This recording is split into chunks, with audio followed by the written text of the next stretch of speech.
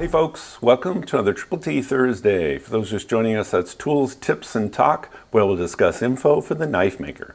So you want to make culinary knives. That's a whole different business than making hunters or bowies or other types of knives. We're going to talk all about the ins and outs, maybe even get a little controversial. We'll see. Let's go down to the table and take a look.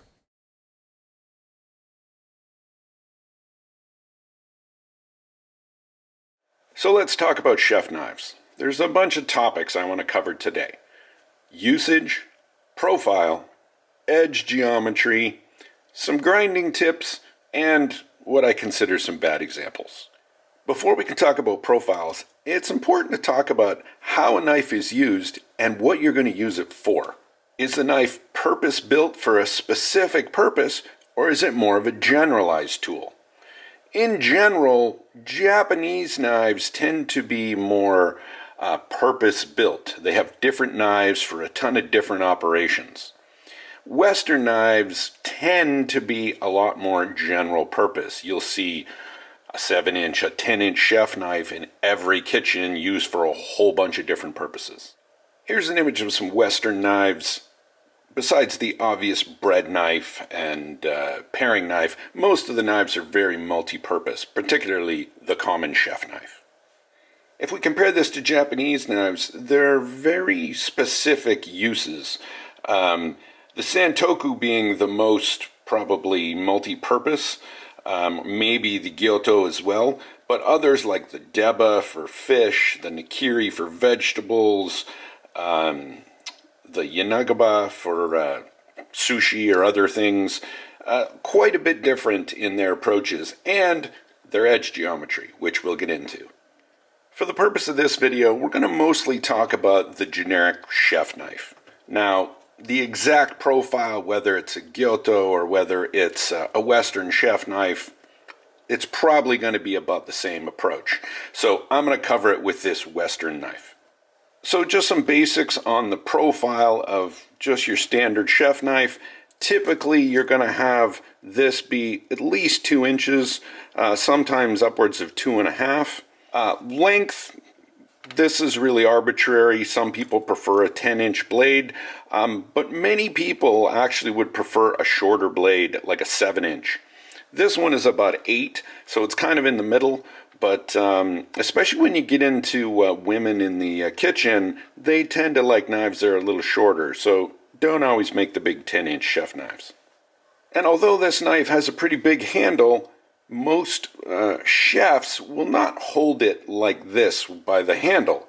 They will actually hold it either by the front here or sometimes even further up on the blade. And this just gives you more dexterity in cutting. So that's a very common usage and something you should consider when making a knife. I tend to put my handles further up the knife so that you can actually be holding the handle and still have the heel underneath. If the heel is so far forward and the handle's back here, then you're going to have to hold the blade, and thus preventing how much food is going to come up here. So something to consider. And also, just because we say that, oh, you should hold a knife like this, it doesn't mean everybody will. Yes, we like to think professional chefs are the only ones using our knives, but in reality, they are not. So make the handle comfortable for someone using it in a regular hammer grip sort of way. For chef knives, it's also very important that this part of the blade be very flat. You never want an upswept curve, because if it was on a cutting board, it should come to a dead stop here. If it rolls up like this, rolls up here, it just means you're going to be missing, when you're cutting, you're going to be missing some vegetables. So when you do a rock chop, you really want the knife to stop here. So this should be a very flat, I wouldn't say square, but a flat area that doesn't come back up. Another important aspect that I always tell people is the cutting board factor. And that is, if you were to put this knife on a cutting board, will your hands hit the cutting board? And there's a very easy thing to fix on a knife to make sure that they don't. This graphic here shows what a lot of people will do on their first chef knife. And if I draw a line, imagine this is the cutting board, this is where the problem lies. It's a very easy fix just to change the blade shape just a little bit to push the handle up, and that will cant the handle upwards and keep it away from the cutting board. So keep that in mind. You can see that in this knife. If this is flat, you see the handle is at an angle like this, which keeps it off, your fingers off the cutting board. Now let's talk about edge geometry, which is probably one of the most important topics. We're also going to stick to double bevel knives. We're going to stay away from the specialty single bevel knives that you see, especially on Japanese knives. Those have very special purposes, and they are handed, as in they're a right-handed knife or a left-handed knife, depending on which side the bevel is on. Again, we're sticking to multi-purpose knives here, so we're going to talk about one of these guys. When we talk about edge geometry, there's a bunch of terms and things we need to think about. Food release, pass-through, different grind types like S-grinds and diamond grinds and convex and hollow. There's a lot to talk about here, and like I said, it can be controversial. What I'm going to tell you is my opinion. Others may have different opinions, and if you do, I'm up for a spirited debate in the comments. I'll just give you my viewpoint. First, let's talk about food release. And that's really how to get the food to break the surface tension on a knife so that when you're cutting, it doesn't stick to the blade. An obvious one is just leave forge texture on the blade, and that in itself will break the tension and will cause food to come off. Not everyone likes forge texture on their blades, and unless it's forged, you're not going to have that. So there's a couple other common methods. Maybe you've seen a santoku that has the little divots down the blade. I don't think those are really that effective. What's very popular these days is the S-grind. And this knife has a very slight S-grind in it, but I will tell you, my opinion is that if you have an S-grind on a knife, unless you have a sharp ridge here, if it's blended over like this one does, it's not really that good at food release. It's more for pass-through, and we'll talk about that in a second. I think if you're going to want to break the surface tension, you have to have some change in direction on the food. Here's a diagram of what I'm talking about. Here in this S-grind, there's a defined edge. So when the food gets to that edge, it really has no choice but to peel off. It's very hard for it to, morph around that edge and stick to the blade. Even better, if the front, the very bottom part of the blade was hollow, it would peel food off even more. There's some other issues with that, but unless you have some way to break that surface tension, food release is a tough thing. There are also some different opinions on the grind or the shape of the edge and what that looks like. Is it going to be straight? Is it going to be convex? Or is it going to be hollow? And all of these will affect how it slices, how the food release happens. Some are better than others. Obviously, the hollow is going to be great with food release if there's some kind of hollow or S-grind in the knife, but it also means there's less steel behind the edge. So this kind of edge can be very chippy. I would only suggest this if I'm handing a knife to a professional chef and he's going to take really good care of it, great. If it was an all-purpose knife that I was selling for whatever, a lower end price that I know a lot of people are going to buy that are not chefs, I wouldn't do this kind of grind. What's also very popular is a convex grind. So the convex grind is going to give you a little more meat behind the edge. It's a little tougher. It still slices really well, but I feel like it doesn't have that great of a food release. food doesn't have it, you're curving the food around into the center of the blade.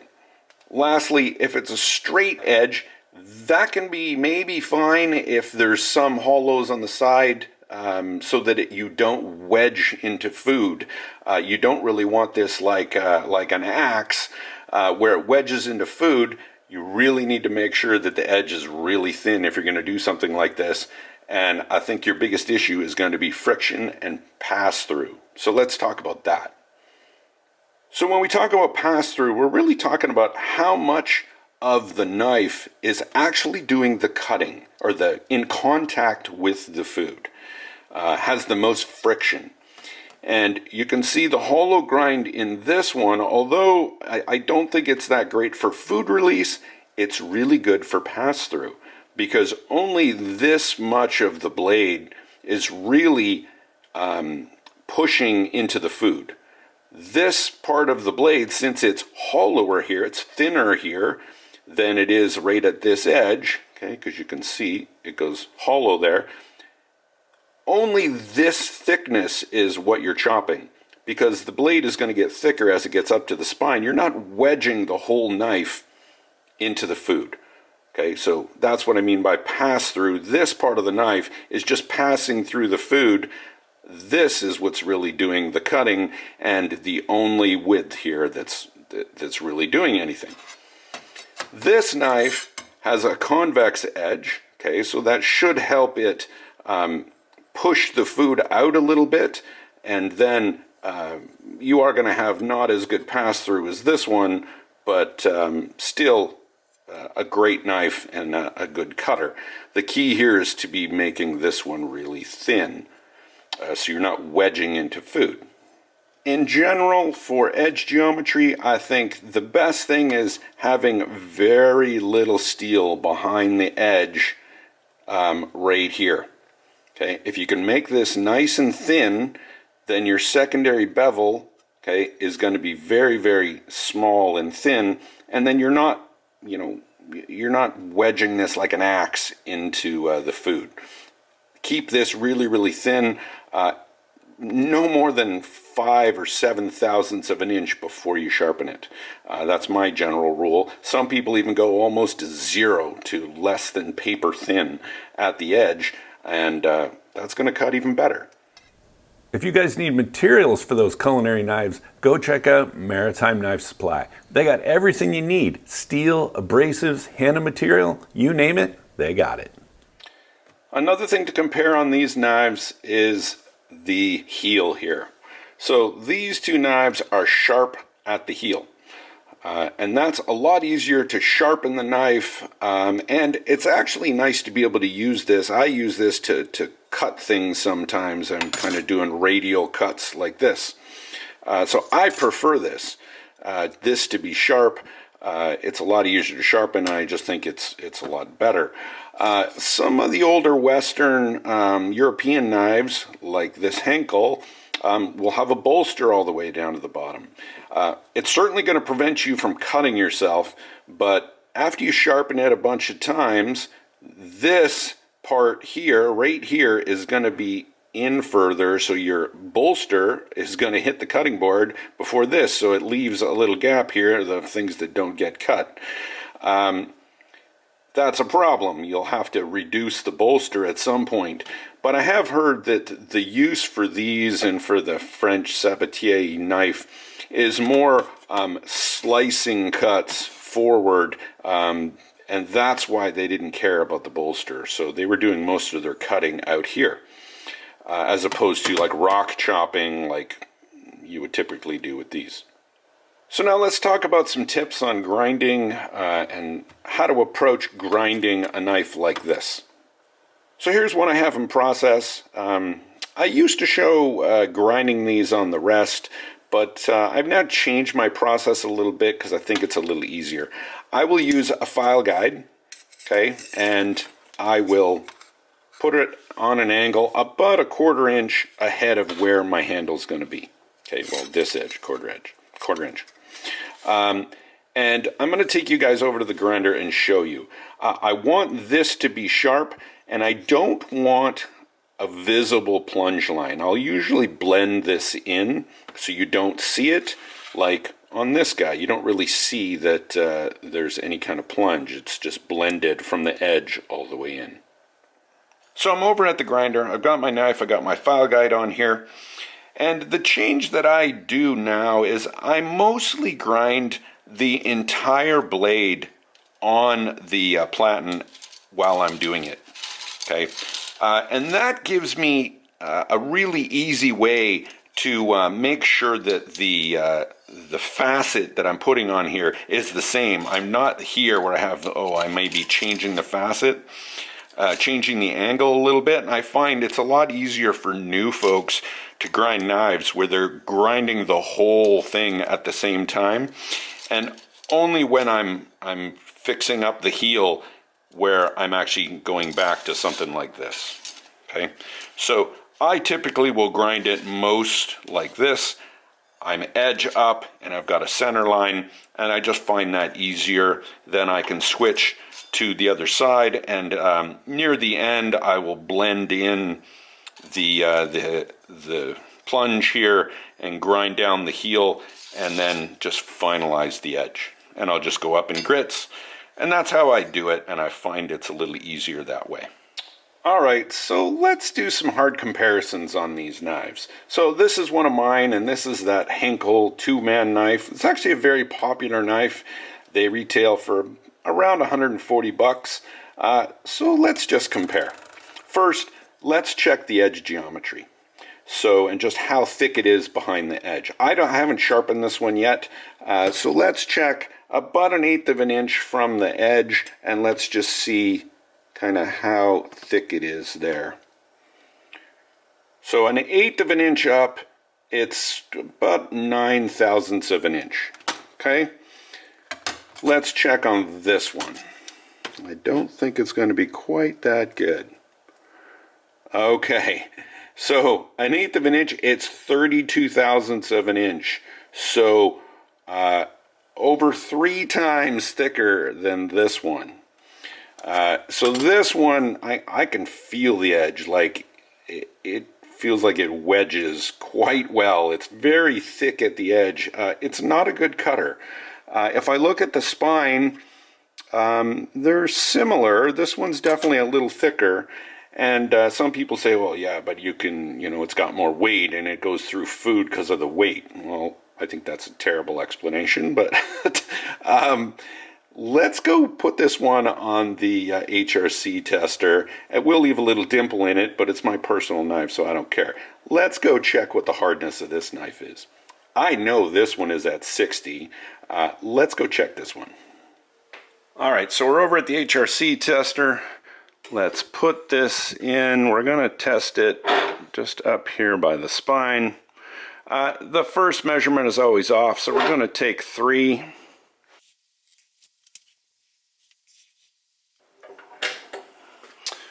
Wow. Okay, well that's 55.5. Let's see what the second one gives us.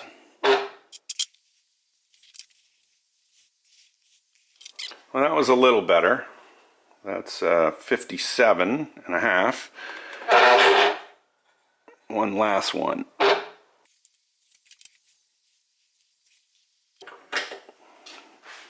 Yeah, it's about 57.5. That's not great. I've never ever shipped a knife that low for any reason, unless, well, maybe a sword. But the lowest I've ever shipped a knife is probably 59. But for chef knives, yeah, you're definitely shooting for something a little higher. Thanks for joining me on this video today. Hopefully you took away some information. If you're looking to purchase some chef knives, check out my website up in the corner. I've got a bunch of these available up there. So thanks for watching, folks. We'll see you on the next one.